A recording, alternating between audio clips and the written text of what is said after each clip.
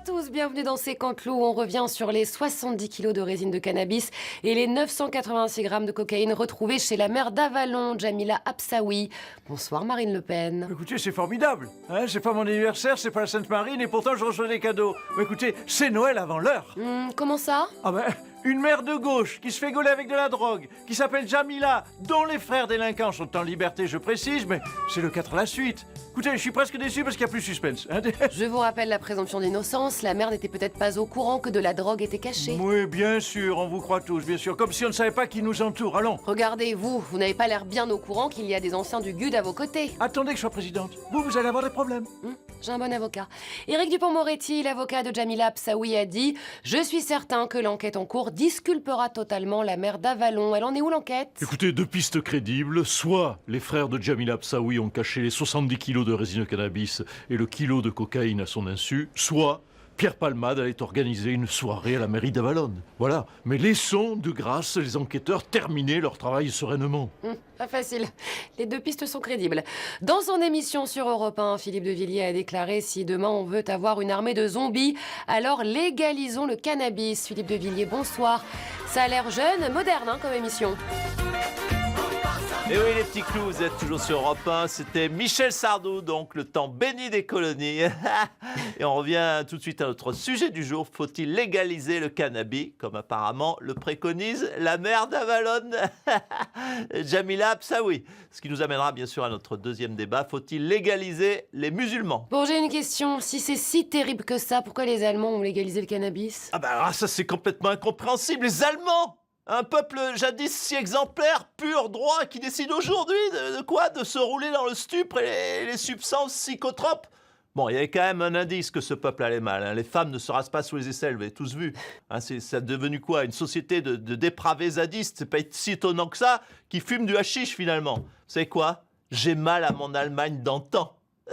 Elle a l'air bien moderne, cette émission. On parle maintenant des élections américaines. Trump s'embourbe dans ses histoires d'avortement.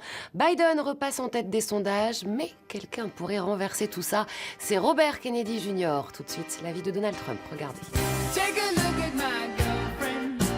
She's the only one I got. Et dans le mille. You're the best. Donald Trump, bonsoir. Alors, un nouveau candidat vient perturber les présidentielles américaines, c'est Robert Kennedy Jr. Yeah, qui a tué Kennedy? Je sais pas. Mais qui va tuer Biden? C'est Kennedy. Super. Robert Kennedy Jr. est un ancien démocrate devenu indépendant, sauf qu'en tant qu'ancien démocrate, il vole surtout des voix à Joe Biden et pourrait le faire perdre. Yeah, alors vive le Kennedy, j'adore JFK. Oui, enfin, il était démocrate aussi, John Fitzgerald Kennedy. Non, j'adore JFK, l'aéroport. Je sais même pas qu'il avait été président, l'autre. Mais du coup, je me suis intéressé au personnage et je te dis, je le respecte pour une chose. Ah bon, laquelle? Il a ken Marilyn Monroe. Eh oui, on aurait dû s'en douter. Moi aussi, j'ai fait des actrices, mais c'était plus dans le porno. Hollywood n'aime même pas les vraies actrices, elles sont toutes de gauche, c'est pouf. Pourtant, je ferais bien Margot Robbie habillée en Barbie. C'est mon rêve de coucher avec Barbie. Margot, ton prix est le mien. Tu fais Barbie et on ken. Toujours aussi élégant. Pour parler de cumul des mandats, Emmanuel Macron est notre invité ce soir. Strike the pose.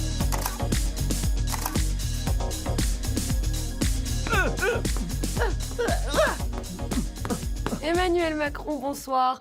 La présidente de l'Assemblée, Yaël Braun-Pivet, a relancé l'idée du cumul des mandats. Vous êtes pour ou contre? Mais écoutez, la question, quelle est-elle? Vaut-il mieux un bon qui fait plusieurs trucs? Ou un nulard qui fait qu'une seule chose.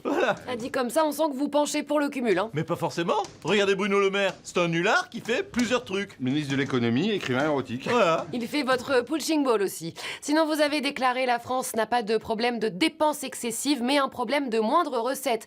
Donc pour vous, il faut pas serrer la ceinture et continuer à dépenser. Mais évidemment, de toute façon, je m'en fous de la dette. Dans 3 ans, je suis plus là. Bah oui, de toute façon, quitte à refiler la France à Marine Le Pen, autant qu'elle soit ruinée. Voilà, Bah, et puis je vais pas en plus lui passer une France nickel, bah faut non, pas avec rêver. le plein emploi, les déficits en dessous de 3%. Et je précise que je ne rabaisserai pas non plus les crottes de Nemo dans le jardin. Ah bah justement, je crois que Édouard Philippe souhaiterait intervenir. Oui, non, parce que je me disais, il se pourrait, je dis bien, il se pourrait que ce ne soit pas Marine Le Pen qui reprenne l'Élysée en 2027, mais un gars charmant du Havre, par exemple. Hein. Et auquel cas, ramasser les crottes de Nemo, je veux bien. Hein. Mais ramasser la tête de Macron, ça, c'est hors de question. Donc, bouge-toi, le maire. On lui passera le message.